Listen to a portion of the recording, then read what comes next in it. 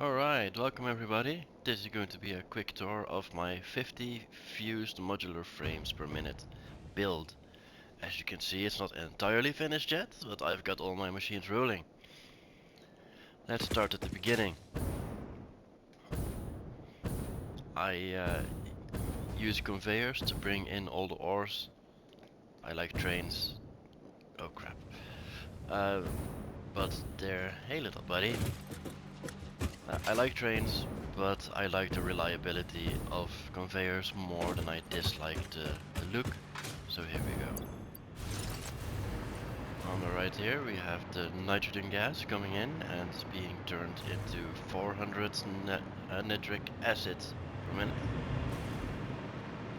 The main building here that I've already decorated before I went vertical. Great idea. Priorities, right? Handles all my iron ore. There are a total of 10 buildings of 12 refineries each for a total of 7,800 iron ingots per minute. As you can already see, I have been hiding my conveyor belts underwater as much as possible. It's a bit of work, because you have to really balance it out.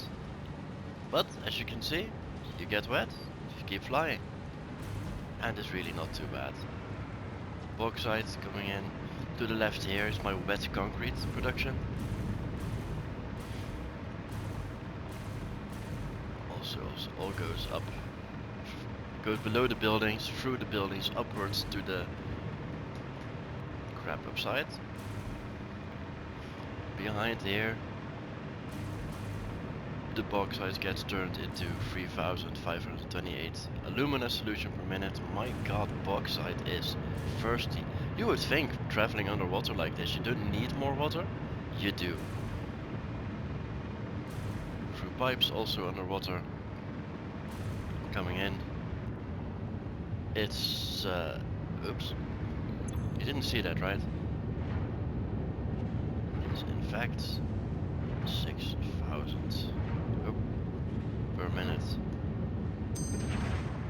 Yeah, it was always like that. Don't lie, didn't see that. Because I liked keeping the water open in between the buildings. I put this glass here. It looks really neat. It looks better when it's not foggy. It's always dark here, always. This is a bit bigger building.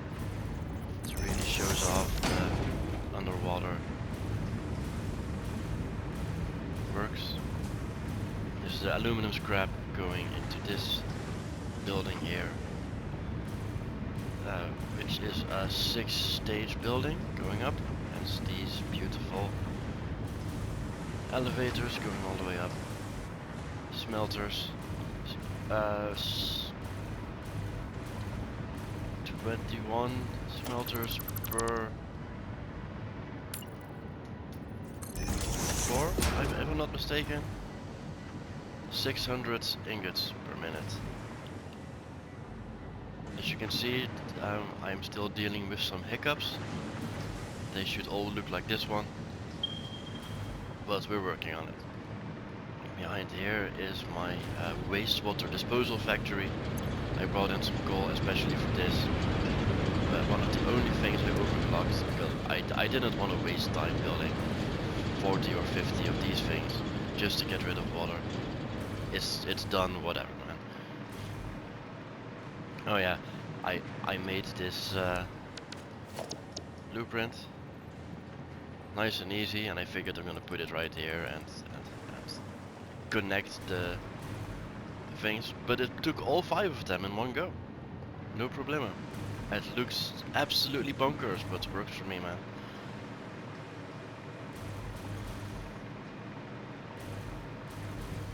Let's see if we can speed this up a bit. Yeah, there you go.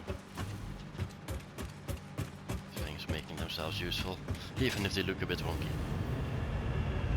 Everywhere I made it look neat and, well, as neat as possible, underwater, super cool. This really worked out, it's really funny. It's okay that it clips a bit.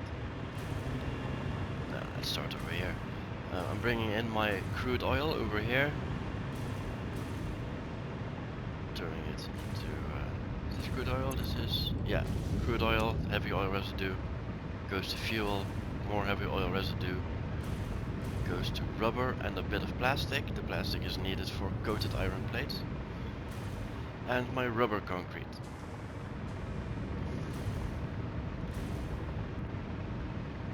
This is not the order I built it in, by the way. I started with the iron ingots and it's been a mess ever since. But it works. Alright, coated iron ingots. Why am I using the door with the walls open? Don't ask me. Lots and lots of assemblers making coated iron plates. And here, iron wire.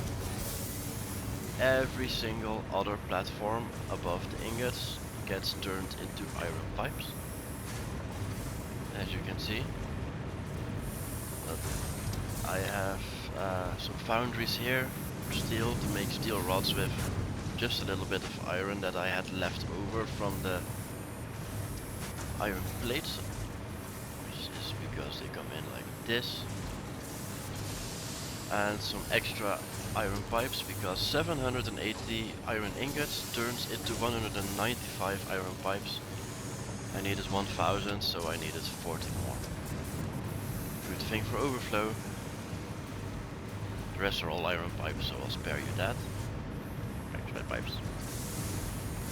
Over here we have iron rods being made from the steel ingots. More iron wire, because you need a crap ton of iron wire. If I'm not mistaken, it's 1333 iron wire going to these two rows. 36 assemblers, also eating up the iron plates to make the reinforced iron plates. As you can see, I have slooped a couple because I was underproducing.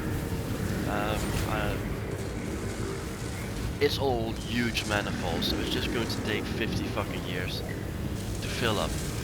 So I'm boosting some production here and there. I'm gonna boost other things later with the sloops, just to fill in the gaps.